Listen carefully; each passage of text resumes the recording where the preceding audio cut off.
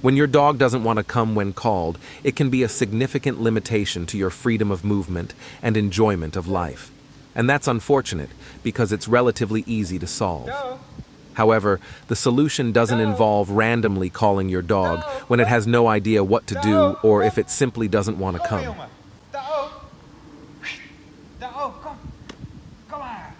Just continuously calling, as I'm demonstrating here, is ineffective. We want to have more control. But before you start, please follow our free clicker training course parts 1, 2, and 3. Then, begin teaching your dog to come on command.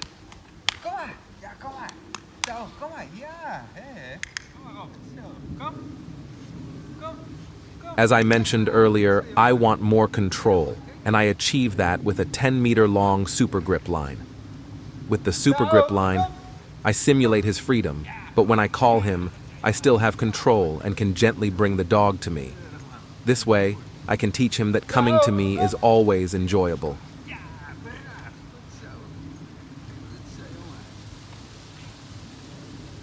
So, let the dog go, call him, apply a little tension on the line, walk backward, click, and reward. Make sure the reward is so enticing that your dog eagerly wants to come to you. We use our own brand of healthy treat rewards, and if we're rewarding with a ball, for dogs who love returning for a ball, we use an eggy ball. These are natural rubber balls, with no toxic substances or softeners. Once you've followed the free clicker training course parts 1, 2, and 3, and spent a few days teaching the dog to come on command, you'll see something beautiful happen. This is captured beautifully in the video. The dog no longer wants to leave me. So, I'm trying to get the dog away from me for the video, but he refuses to leave. When you reach this point, you can remove the super grip line in a safe environment and see if it works without the long line. And I can guarantee that it works. Why can I guarantee it? Because a dog is a creature of habit, and once it consistently comes on the first command, it will do so even without a line.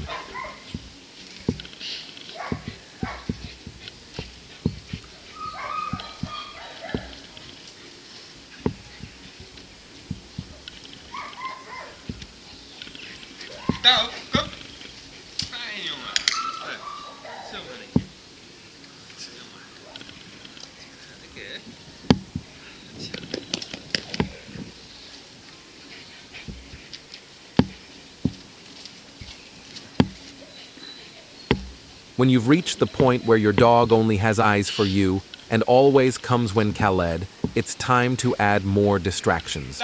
But for safety, we attach the 10-meter line again.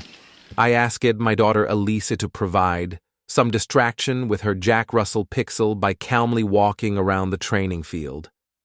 You can see he's interested, but the moment I call him, he immediately returns because he finds the reward I give him more appealing than going to the Jack Russell.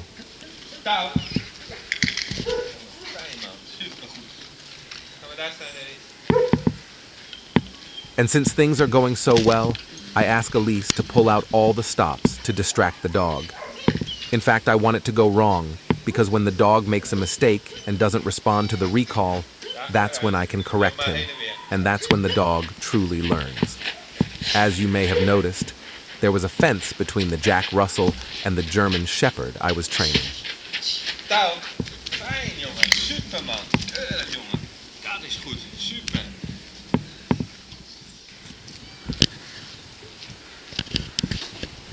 So, let's make it a bit more challenging.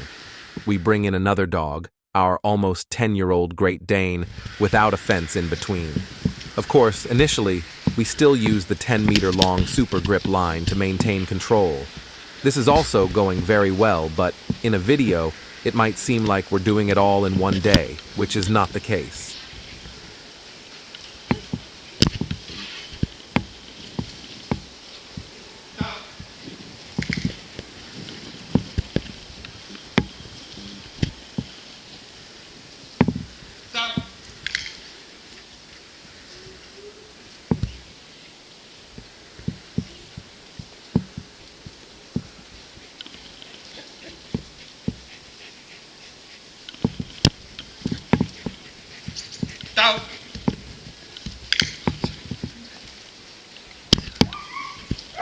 With this dog, we've been working on it for about 2 or 3 weeks to achieve this level of success.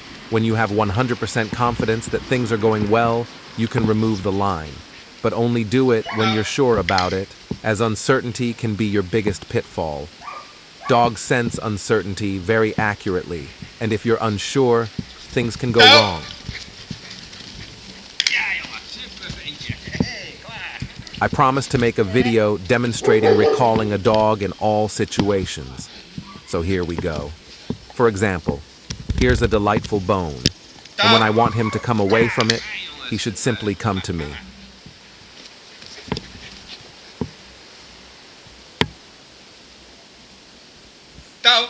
And he does. But we can take it a step further. I also train to recall a dog away from his food bowl. I clearly show him that I put delicious food in his bowl, place the bowl on the ground, and as he's eating, I call him away. It's just training. You can see the long line is still attached for extra security. But recalling your dog from a tasty bone or his own food bowl isn't practical. I've only done this to show you that it's possible to recall a dog in all situations. A more functional challenge for this dog is this cat. Elise puts a cat there, and this dog has a bit of an aversion to cats, to put it mildly. It's quite a feat to recall him from that situation.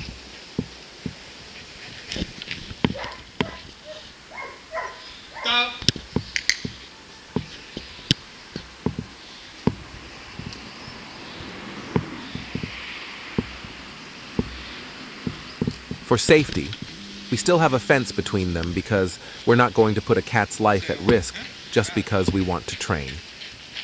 As I explained in the clicker training course, it's essential to train a dog in different locations. Dogs are sensitive to that. Of course, during a forest walk, you start again with a long line.